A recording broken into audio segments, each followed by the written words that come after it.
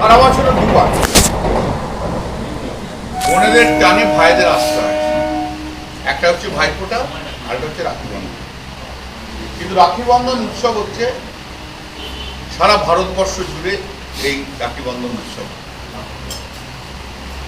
সেখানে ভাই বোন শুধু নয়, এটাকে এখন সম্প্রীতির উৎসব বলে পালিত হয়।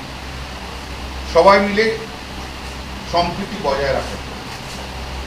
আমাদের ভারতবর্ষ বিভিন্ন ধর্মের মানুষ রয়েছে এবং সমস্ত ধর্মের মানুষ যাতে একসঙ্গে থাকতে পারে, তাদের সম্পর্ক যাতে অটুট থাকতে পারে, তাই জন্য রাখি বন্ধন উৎসব পালিত হয়।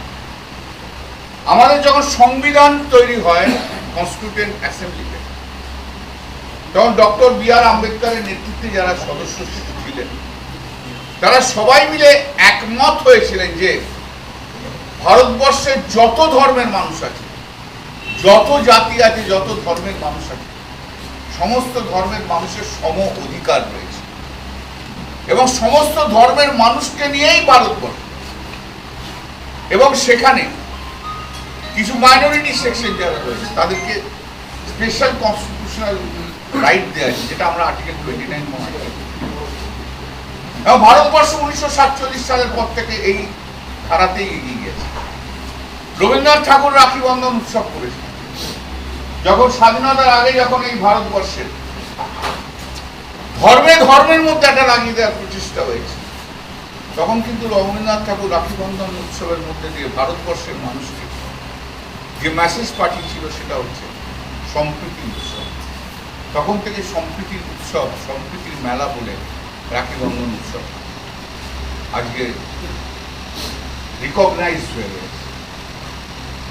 যে ধারা নিয়ে ভারতবর্ষ এগোচ্ছিল সেই ধারাতে এখন একটা বিঘ্নতা করার চেষ্টা হচ্ছে, কিন্তু ভারতবর্ষের মানুষ কিন্তু সজাগ হয়ে গেছে আজ, এবং সেই সজাগ তার আওয়াজ আজ কিন্তু সারা ভারতবর্ষ জুড়ে, এই ভারতবর্ষ জুড়ে। এবং তার অধুনা নিদর্শন আমরা দেখতে পাই যে দিল্লিতে জেনজিরা যে করেছে, সেই জেনজিদের মধ্যেও কিন্তু সেই সম্প্রীতির ধারা বয়ে গেছে।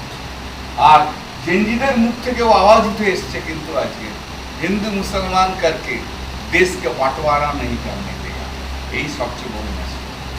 এই মেসেজ আজকে জেনজিরা যদি দিতে পারে, আজকে তাহলে আমরা কোন জায়গাতে ভারতবর্ষ পৌঁছতে চলেছে আমরা তার ইঙ্গিত কিন্তু এখন দেখতে পাই। অতএব এই ধারাকে মেনটেন করতে হবে।